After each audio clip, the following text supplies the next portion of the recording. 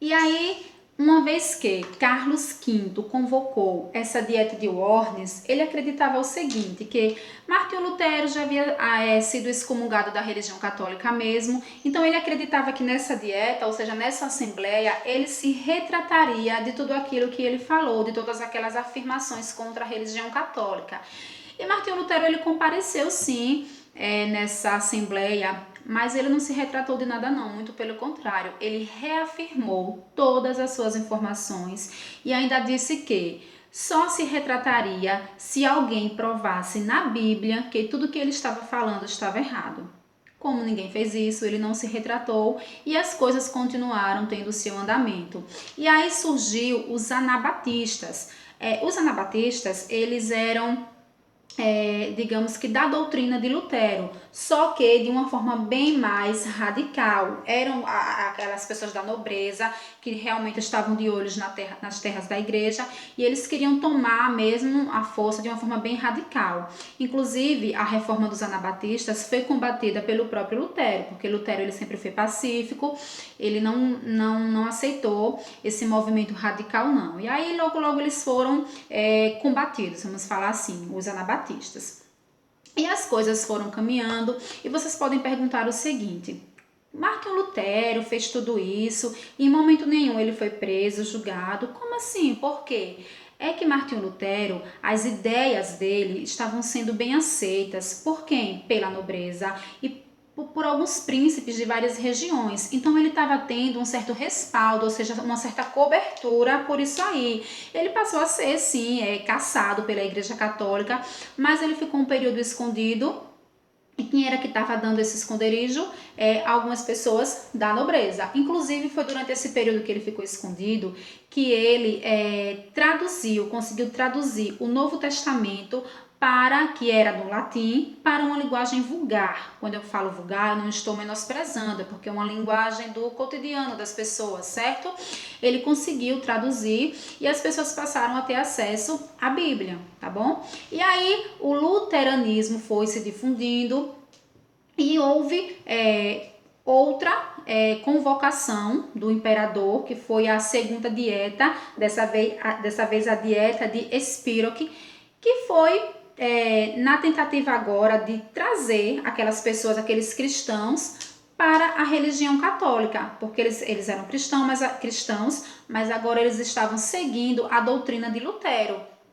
E isso foi importante, essa assembleia foi importante, porque foi a partir daí que surgiu o termo protestantismo, porque vejam só, uma vez que nessa dieta a nobreza que estava presente, eles se revoltaram, eles protestaram, eles não quiseram voltar para a religião católica não. Então, eles protestaram, por isso que surgiu daí o termo protestantismo. E aí, gente, foi se difundindo e chegou até, como é que diz, os dias de hoje. Então é aqui que a gente fala do que foi a reforma de Lutero, ou seja, o luteranismo. Nós podemos falar também de uma outra reforma, que foi a de João Calvino, que ficou conhecida como calvinismo.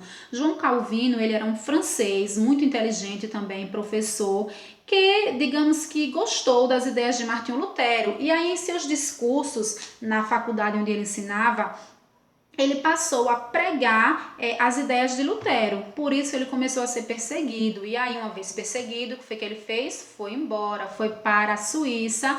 E lá, em Genebra, ele começou a difundir as ideias de Lutero e conseguiu fundar também a sua doutrina, que foi o calvinismo, que era muito parecido com a de Lutero, só que com a doutrina diferente. Ele já pregava a predestinação da alma. O que é isso?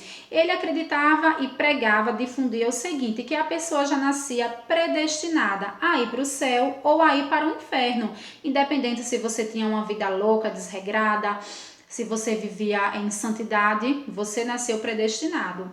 Se você vivesse em pecado, mas se você nasceu predestinado para ir para o céu, você vai de todo jeito mesmo. Era isso que João Calvino acreditava. E muitas pessoas também foram seguindo os pensamentos de João Calvino e daí surgiu a reforma calvinista. o calvinismo, certo?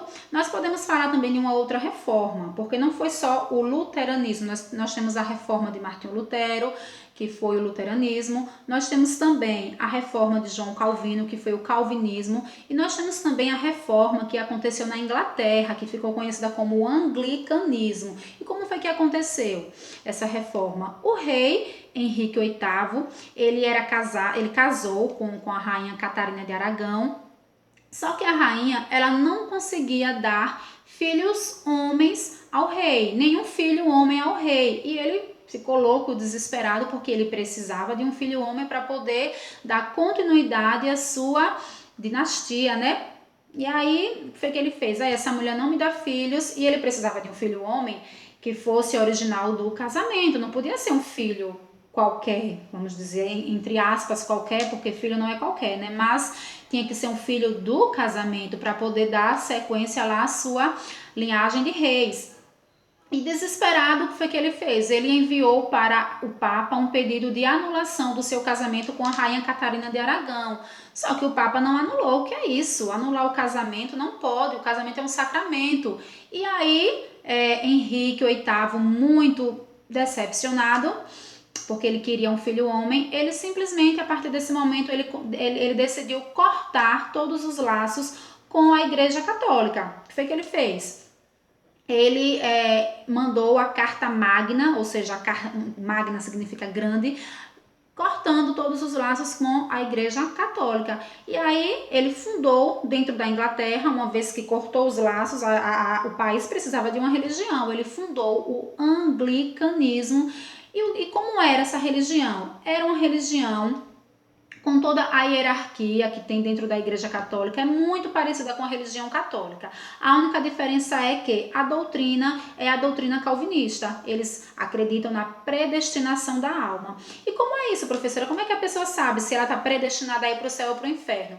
Se você tem uma vida voltada para a igreja, vai para a missa, tem um casamento tudo certinho, vive tudo certinho, é porque você já estava predestinado a viver assim e ir para o céu. Se você também ele pregava também, João Calvino, o seguinte, que se você trabalhava e acumulava riquezas, era porque você estava sendo abençoado por Deus.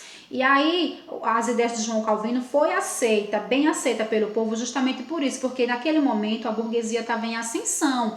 E a burguesia em ascensão, eles tinham a prática de usura, de empréstimo de dinheiro, essas coisas que era condenada pela religião católica. Então, a doutrina de João Calvino foi bem aceita por esse motivo.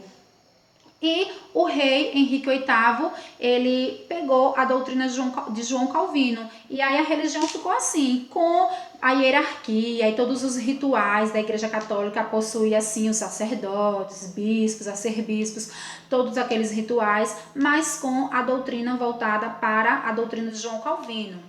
E a autoridade máxima da religião católica sempre foi quem? O Papa. No anglicanismo, a autoridade máxima seria a figura do rei. E aí, só para complementar, gente, esse rei Henrique VIII, ele casou umas 7 vezes, ele não conseguiu ter seu filho homem de jeito nenhum, ele matou todas as esposas que não conseguiu dar filho homem para ele, e inclusive a dinastia da rainha Elizabeth e todas as Elisabetes, a última esposa dele foi rainha Elizabeth I.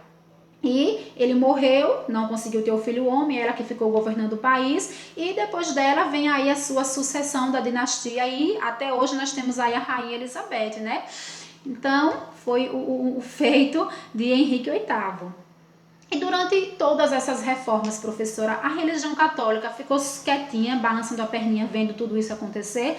Não. A religião católica também fez a contra-reforma. A contra-reforma, o que foi?